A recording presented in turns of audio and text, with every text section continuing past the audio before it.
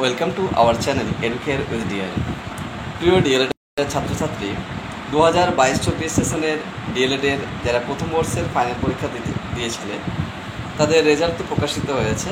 ইতিমধ্যে প্রত্যেকেই তোমাদের নিশ্চয়ই রেজাল্ট দেখেছো। সেক্ষেত্রে রেজাল্টে কোনো মার্কস দেখা যাচ্ছে না। সেক্ষেত্রে pass, fail, NC, not clear, এই সমস্ত বিষয়গুলো লেখা আসছে। তো এটার মানেটা কি অনেকের কাছে অস্পষ্ট রয়েছে। যে পাস্ট দেখাচ্ছে, কিন্তু তুমি কত পার্সেন্টেজ মার্কস পেয়েছো, কোন সাবজেক্টে কত পেয়েছো, সেগুলো কিন্তু শো করছে না। তো সেগুলো কিভাবে জানা যাবে? অর্থাৎ মার্কশিট কবে পাওয়া যাবে? কলেজ থেকে পাওয়া যাবে না সেখানে তোমাদের অনলাইনে দেওয়া হবে, সেটা একটা বিষয় রয়েছে, এটা বড় জিজ্ঞাসা চিহ্ন। এছাড়াও রয়েছে কেমন মার্কস উঠেছে, মার্কস কেমন উঠেছে, ইন্টারনাল, এক্সটার্নাল।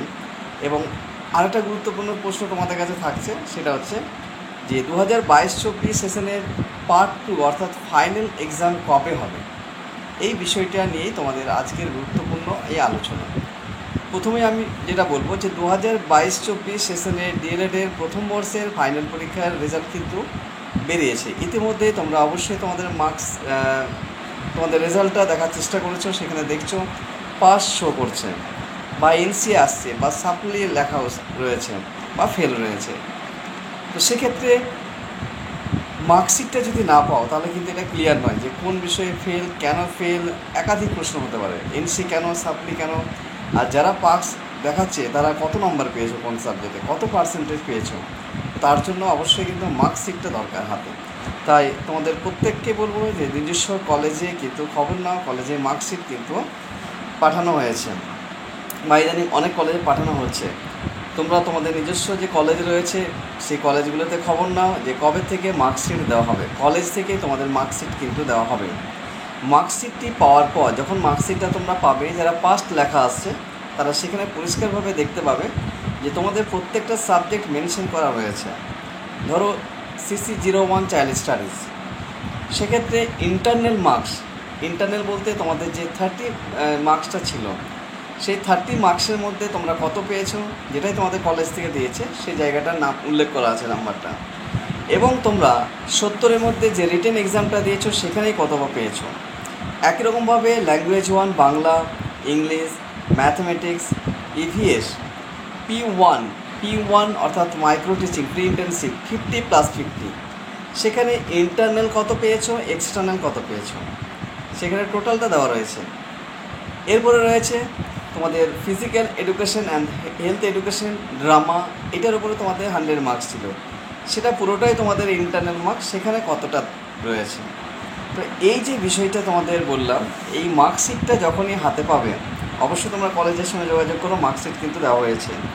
তো যারা এখনও পাওনি অবশ্যই পেয়ে যাবে 2-1 দিনের মধ্যে।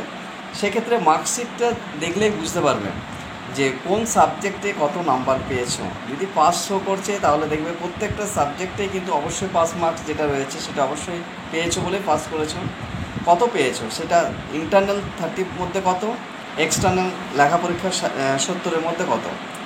এবং P1 যেটা বললাম যে মাইক্রো টিচিং 50+50, আর ড্রামা, হেলথ এডুকেশন, এটা তো 100 মার্কসের মধ্যে। টোটাল 700 অর্থাৎ 700 নাম্বারের মধ্যে তুমি কত পাচ্ছ সেটা দেখে নেবে। এবং যারা ফেল বা এনসি রয়েছে তারা কোনো না কোনো পরীক্ষা দাওনি, দেখা যাচ্ছে যে হয়তো তোমাদের ইন্টারনাল কোনো পরীক্ষার মার্কস জমা পড়েনি, হতেই পারে সেটা, বা এক্সটার্নাল হয়তো পরীক্ষা দিতে পারোনি যার ফলে এনসি বা সাপ্লি লেখা আসছে, কিংবা ফেল লেখা এলে তারা কিন্তু বুঝে নাও যে তাদের একাধিক বিষয়ে কিন্তু পাস করতে পারোনি বা একদম পরীক্ষা দাওনি, তাহলেও কিন্তু ফেল লেখা আসতে পারে। সেটা মার্কশিটটা দেখলে ক্লিয়ার হয়ে যাবে।